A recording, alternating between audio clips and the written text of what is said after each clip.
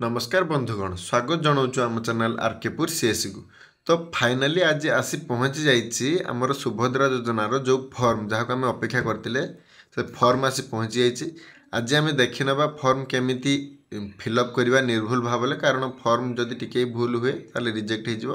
तो ये आसीगला official website department of women and child development आहरी अंडर रे आसूची आमर सुभद्रा योजना। तो चलतु फर्म टी को पूरा देखी नवा एवं केमिति कहबी सेमिति फिलअप करेंगे पूरा निर्भुल भाव में टिके भी जदि भूल हुए फर्म रिजेक्ट हो। यहाँ रहा फुल फर्मटा। तो आसतु ए फर्मटा पूरा मूलर गोटे गोटे स्टेप बाय स्टेप फिलअप कर जीवा। तो ये रहा आमर सुभद्रा महिला और शिशु विकास विभाग ओडिशा आवेदन पत्र। तो यहाँ रहा फास्ट आवेदनकारी सविशेष बरणी।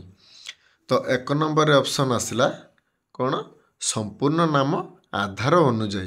तो आपण को आधार कार्ड अनुसार आपण ये घर भितर नाटा ठीक से लिखे सब कैपिटाल लिखे कारण छोट अक्षर लिखिले भूल भाल हो। तापर आसला 2 नंबर आधार संख्या आपण को आधार नंबर टी सेठी पकेबे।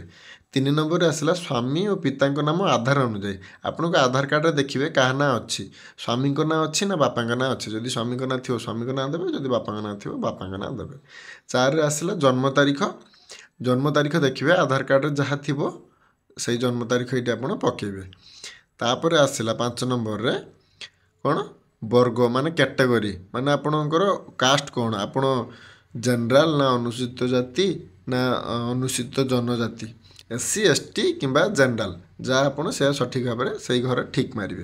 तापर रहा शारीरिक भिन्नक्षम आपण विकलांग ना नहीं जदि हाँ ताने हाँ घर क्लिक करेंगे जदि ना ताने ना घर ठीक मारे।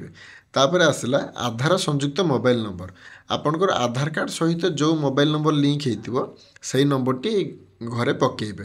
तापर 8 नंबर रे आसला विकल्प मोबाइल नंबर तापर आउ गोटे अल्टरनेटिव मोबाइल नंबर देवे कारण जोगाजोग जदि प्रथमटी किसी असुविधा त्रुटि जो जोगाजोग नहीं पार द्वितीय नंबर लगे तेणु अल्टरनेटिव मोबाइल नंबर गोटे देवे। तापर 9 रे रहा आपण जिला ना लिखे 9 नंबर जिला नाटा आप लिखे। तापर 10 रहा ग्रामांचल निमंते माने आपण जदि ग्राम पंचायत एरिया माने रूराल एरिया जोटा विलेज एरिया जदि सेटू आपण एरिया हो ताहले आपण ग्रामर ना लिखे आपण ग्राम पंचायत ना लिखे आ ब्लॉक ना लिखे। 11 आसला सहरांचल निमंते माने आपण जदि अर्बान एरिया म्युनिसिपालिटी कि NSC एरिया होता है ताले वार्ड नंबर लिखे आपण NSC कि म्युनिसिपालिटी ना लिखे सहर आ नगर कौन ताहा लिखे। तापर 12 आसला आधार सक्षम संचय खाता थिया बैंक नाम माने आपणकर आधार कार्ड जो बैंक सह लिंक थिबो से बैंक नाम लिखे अलग बैंक नाम लिखे ना कारण प्रथम कहुई कि डीबीटी माध्यम जीव पेमेंट। तापर नेक्स्ट पेज रे अच्छे आमर गोटे डिक्लेरेशन फॉर्म आ किछि पॉइंट अच्छे जोटा कि आपण पढ़ी की सिग्नेचर करेंगे जदि किछि भूल भाल से थाए ताले रिजेक्ट हम रिजेक्ट हवाटा फाइनल आगे। तेणु मुझे पढ़ी की पूरा डिक्लेरेशन शुणी दूसु खाली 2 मिनिट मन दे शुणु पूरा आपंकर कम लगे। तो मुझे द्वारा घोषणा कर पूर्व पृष्ठार उल्लेखित तथ्य मोर ज्ञान अनुजाई सत्य अटे मु ज्ञात जे एथिरु कौनसी मिथ्या प्रमाणित हेले एही आवेदन को प्रत्याख्यान करा जाय पारे एवं आईनगत कठोर कार्यानुष्ठान ग्रहण करा जाय पारे। तेणु ऊपर जो फॉर्म फिलअप करते निर्भुल भाव में फिलअप करेंगे। एबे फास्ट पॉइंट फास्ट है मु ओडिशार बासिंदा अटे ओडिशार जड़े बासिंदा आपण होइथिबा दरकार। सेकेंड आसला 1 जुलाई 2024 सुधा मोर बयस 21 वर्ष किंबा ताठारु अधिक एवं 60 वर्ष रु कम होइथिबा दरकार। तापर थर्ड आसला मु कौनसी राज्य किंबा केंद्र सरकार योजना रे आर्थिक मासकू 1500 टंका किंबा वर्षकू 18,000 टंका रु अधिक सहायता राशि पाऊ नहीं बुझेला। तापर 4 आसला मु किंबा मो परिवार कौनसी सदस्य वर्तमान किंबा पूर्वतन सांसद MP किंबा MLA कर सदस्य नुहंती बुझेला। तापर पॉइंट मु किंबा मोर परिवार कौनसी सदस्य आयकरदाता नुहे माने इनकम टैक्स पे नुहंती। तापर आसला मु किंबा मो परिवार कौनसी सदस्य सहरांचल स्थानीय संस्था किंबा पंचायत राज अनुष्ठान जड़े निर्वाचित जनप्रतिनिधि नुहंती वार्ड मेंबर और काउंसिलर को छाड़ी एगुड़ा पूर्व भिडियो जो कहते से सब पॉइंट गुड़ा। तापर आसला मु किंबा मो परिवार कौनसी सदस्य भारत सरकार किंबा राज्य सरकार कौनसी अंडरटेकिंग अथवा बोर्ड अथवा स्थानीय संस्था अथवा नियमित किंबा स्थायी किंबा चुक्तिभित्तिक कर्मचारी भाव नियुक्ति नुहंती किंबा पेंशन पाऊना बुझीगला। तापर पॉइंट रहा ମୁଁ କିମ୍ବା ମୋ ପରିବାରର ସଦସ୍ୟ ଭାରତ ସରକାରଙ୍କର କୌଣସି ସରକାରୀ ବିଭାଗରେ ଉଦ୍ୟୋଗ ଅଥବା ବୋର୍ଡ଼ ସଂଗଠନ ଅଥବା ରାଜ୍ୟ ସରକାରଙ୍କର ଜଣେ ନିର୍ବାଚିତ ମନୋନୀତ ନିଯୁକ୍ତି ପ୍ରତିନିଧି ହୋଇନଥିବେ।